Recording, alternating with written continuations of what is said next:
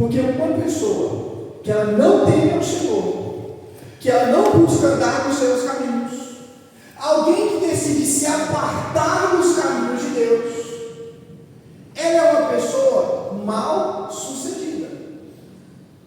E essa pessoa mal sucedida, mal resolvida, ela será um problema aonde ela for.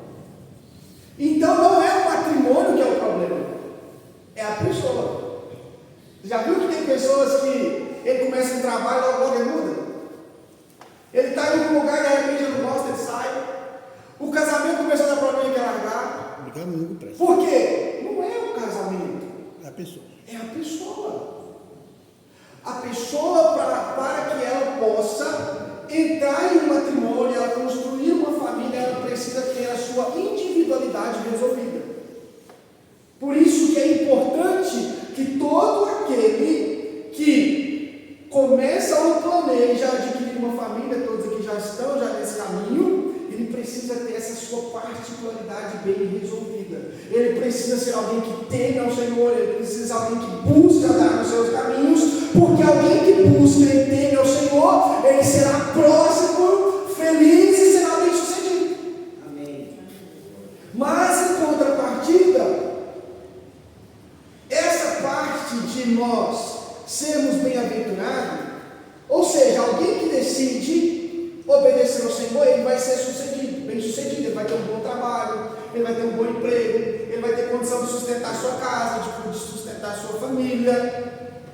Amém? Amém. E alguém que teme ao Senhor, o que é temer ao Senhor? Temer ao Senhor é afastar-se de tudo aquilo que me faz estar longe de Deus.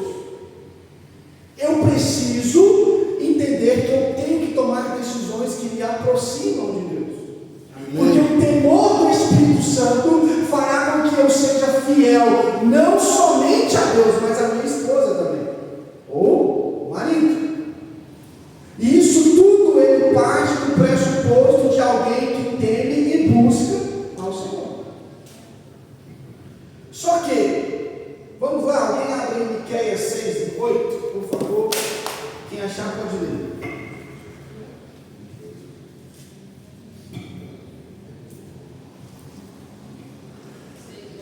Isso, Miqueias 6:8. E ele te declarou: ó, o que é bom? E o que o Senhor pede de ti, senão te pratica a justiça, ames a beneficências e andes humildemente com teu Deus. Olha, ele está dizendo, olha, ó ser humano, o Senhor já te disse o que quer de ti, que ame a justiça e caminhe humildemente ao lado do Senhor teu. É 6:8. 6, versículo 8. Só que, quando eu decido caminhar e obedecer, isso aqui é muito importante. A obediência, ela traz grandes consequências. E a desobediência também. Quando eu obedeço a palavra de Deus, eu serei bem sucedido, lembra? Bem-aventurado aquele que teme ao Senhor. Então, quando eu obedeço a palavra de Deus, eu também serei bem sucedido. Por quê? Deixa eu dizer uma coisa: mais interessado no seu casamento do que você é o próprio Deus. Porque Ele quer que você viva de forma plena e feliz. Para isso Ele deixou instruções, mandamentos, para que nós pudéssemos obedecê-los.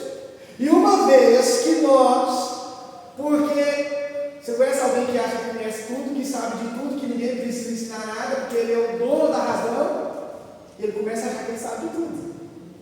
Ele começa a trilhar os seus próprios caminhos, quando de repente as coisas começam a dar errado.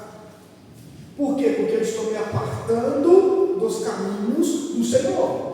E quando eu decido me apartar dos caminhos do Senhor, também haverá grandes consequências.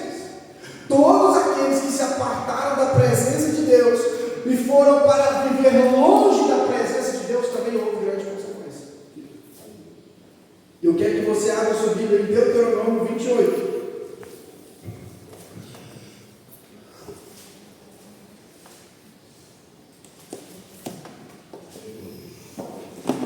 Quinto livro da Bíblia, Deuteronômio capítulo 28,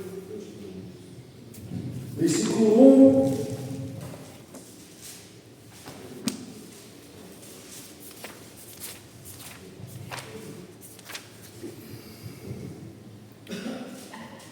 Amém. Versículo 1 e 2. Deuteronômio 28, versículo 1 até o versículo 3. Quem achar pode ler.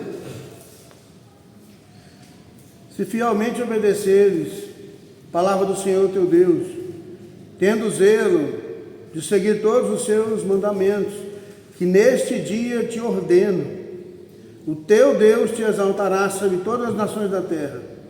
Se ouvires a voz do Eterno, teu Deus, virão sobre ti e te alcançarão ou acompanharão todas essas bênçãos.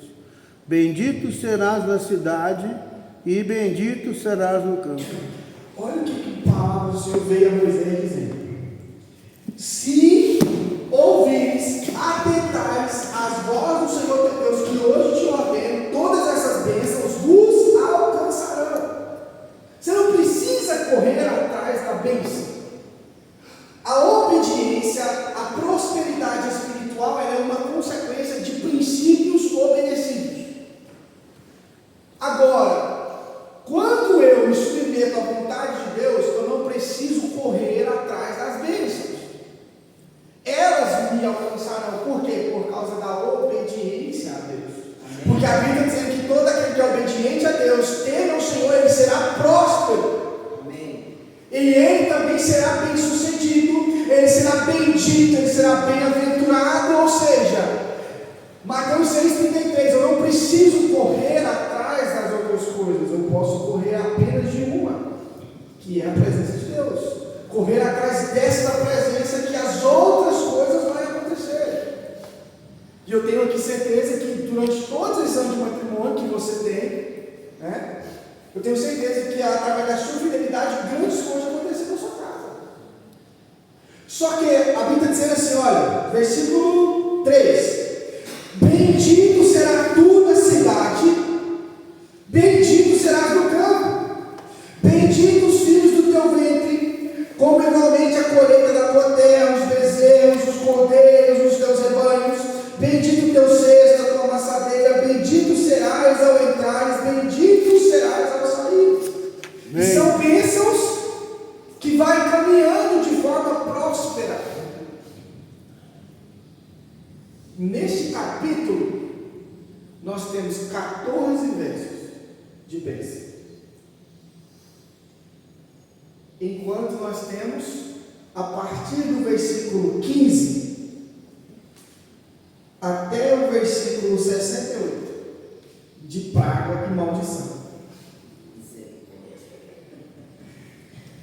É muita desgraça para quem abandona o Senhor. É muita maldição. E olha o que a Bíblia vai dizer no versículo 15.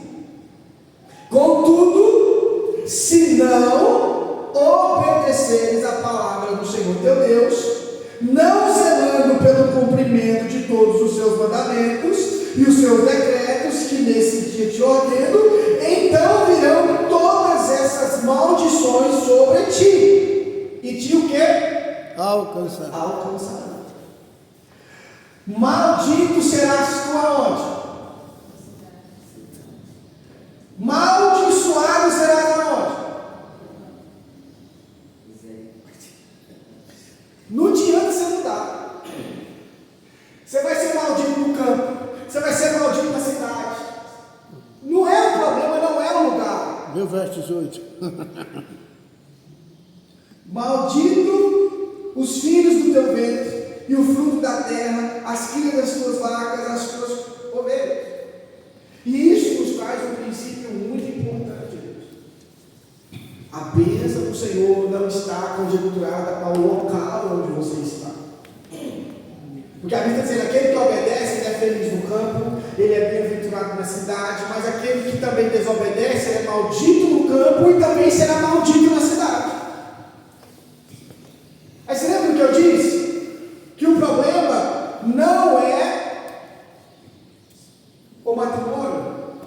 pessoa. Ela está carregando consigo a desobediência. Quem é desobediente vai ser próspero? Quem é desobediente vai ser feliz? Então, quando eu me decido obedecer ao Senhor, a questão não é as coisas, mas sou eu. É por isso que tem gente que não dá certo no trabalho e quer largar. Por isso que tem gente que está numa casa e quer mudar, porque não aguenta ficar parado num lugar só. Tem gente que você conhece no mundo aí, pessoas assim, que no decorrer do ano ele se relacionou com 12 pessoas diferentes, e todo mundo errado aos outros. Ele largou porque o outro era assim, porque o outro é daquele jeito, porque o outro é daquele jeito. Nunca é ele, né? Nunca é ele, é sempre o outro. Mas não é, porque ele resolveu se apartar da presença de Deus. É a mulher, foi a serpente. Está vivendo de forma desobediente. E nós precisamos decidir obedecer ao Senhor. A Bíblia vai dizer, esse que todos conhecem, diz assim: se alguém deseja seguir-me, negue-se a si mesmo, tome a sua cruz e venha após mim, e siga-me. Essa parte é a mais difícil. Porque seguir ao Senhor, ou vir após mim, ou seja, depois dele. Ele está na frente e nós estamos atrás, o acompanhando. Brasil, tem vezes que Deus vai andar devagarzinho. E aí ele quer correr. Às vezes Deus vai escolher caminhos que não irão me agradar. Às vezes o Senhor vai tomar decisões que também não irão me agradar. Às vezes Ele me levará a tomar decisões que me tirarão da zona de conforto. Mas eu preciso obedecer. Porque eu sei que aquele que obedece, ele é bem sucedido, ele é feliz, ele é próspero. Amém. Mas o que está ensinando hoje em dia nas igrejas é que eu passo a servir a Deus e Deus passa a me servir e me obedecer. Isso aí é heresia, você quer mais. Eu dito o caminho, dito onde eu quero chegar e Deus simplesmente me abençoa. Não. Só que não é assim que a Bíblia diz. Não é assim, irmãos. Ó, existe um parâmetro muito importante. Deus quer ser adorado, sim ou não? Sim. Mas você pode adorar a Deus de qualquer maneira? Não. Da mesma forma. É o nosso relacionamento. É a nossa vida. O Senhor quer que nós sejamos prósperos. Não é assim que todo mundo conhece? Eu vim para que tenhas vida e vida com abundância. Todo mundo quer essa vida com abundância. Mas quantos querem obedecer? Porque a Bíblia diz que os caminhos do Senhor não são os nossos. Aí, meu irmão, às vezes a gente está com pressa, Deus está dando devagarzinho. Né? Quem já precisou de uma bênção urgente, ele sabe o que eu estou dizendo. Senhor, pelo amor de Deus, você não responde, você não fala, e a gente quer entrar em caminhos tentando atalhos, mas o Senhor quer que nós sigamos a Ele. E às vezes Ele vai andar rápido, às vezes Ele vai devagar. E eu preciso entender que o meu tempo agora passa a ser o tempo de Deus. O melhor tempo da nossa vida é o tempo de Deus. Cuidado se você está tomando decisões precipitadas, dentro do relacionamento, dentro da sua casa, da sua família, porque você pode começar a criar problemas que o Senhor não queria que você passasse por eles. Amém. Então, colocar a vontade de Deus acima dos nossos próprios desejos, isso me dará a vida plena e feliz. Tomar a sua cruz, aceitar o chamado com todas as suas exigências e sacrifícios, ir após Ele, seguir mesmo quando o caminho é incerto, seguir o caminho quando as coisas parecem que não vão dar certo. Mais uma vez eu friso, imagina aí a pessoa que não se casou ainda, a Bíblia está dizendo, aquele que ainda não se casou, que obedece o Senhor, que anda nos seus caminhos, ele será próspero, ele será bem sucedido, ele será feliz porque anda nos caminhos do Senhor. Glória a Deus. E essa plenitude a qual o Senhor está nos dizendo que nós vamos viver, ela faz parte de quem o Senhor nos formou. E para que nós pudéssemos ser um ser completo e pleno, eu preciso tratar todas as áreas da minha vida. Nós somos uma tricotomia. O que é isso? Nós somos formados por corpo, alma e espírito. A sua esposa também.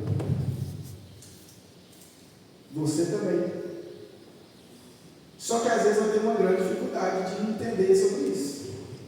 Porque a Bíblia diz em Tessalonicenses que nós somos formados por corpo, alma e espírito. Para vivermos essa plenitude, precisamos cuidar de todas essas dimensões da nossa vida. Lembra do que Cristo disse? Vinde a mim todos estáis cansados, sobrecarregados, que eu vos aliviarei, vos darei descanso para as vossas almas. O Senhor está preocupado, além do nosso corpo, do nosso próprio corpo físico, também com a nossa alma, com o nosso espírito. E hoje parece que nós temos uma geração que só preocupa com o corpo. A estética, a aparência. E muitos casamentos têm ido à ruína por causa disso. Mas nós, como cristãos, entendamos isso. O corpo, ele é matéria. O corpo a gente resolve na mesa. São planejamentos. São coisas das quais nós resolvemos com a racionalidade. A alma é o emocional. E esse emocional, ele se resolve muitas vezes no diálogo, no sofá com a esposa, conversando, entendendo o que ela passa, e assim também o marido. E a espiritualidade é tratada no altar de Deus. Amém. Só que às vezes parece que ele tem um problema de entender as necessidades de quem está ao nosso lado. E essa plenitude envolve nós conseguirmos dominarmos essas áreas da nossa vida de forma completa. Por quê? Eu preciso exercer o domínio sobre a minha individualidade. Quando eu sei quem eu sou, para quem Deus me formou, eu começo agora a ter maturidade. Por quê? Porque eu conheço o meu caráter. Eu conheço quem eu sou. Eu conheço o que Deus diz que eu sou. E eu, agora que eu tenho domínio sobre a minha individualidade, nós estaremos prontos para também ouvir às vezes o que não quer. Quem já ouviu o que não quer? Num dia difícil, alguém te fala um tanto de coisa que você não queria ouvir. Bom, você nunca ouviu, nunca casou então. Não é casado. Ele sabe que nem todo dia vai ser um bom dia. Ele sabe que tem dia que vai ser dias difíceis. Ele sabe que tem dia que parece que o negócio é mais embaixo um pouco. Ele sabe que até o mesmo sábio também tem seu dia de tolo. E nós precisamos estar bem resolvidos com isso. Por exemplo, eu disse aqui, nós perguntei a cada um aqui, chegou mais o pessoal aqui, aí estava falando sobre os nossos anos de casado. Quantos anos de casado você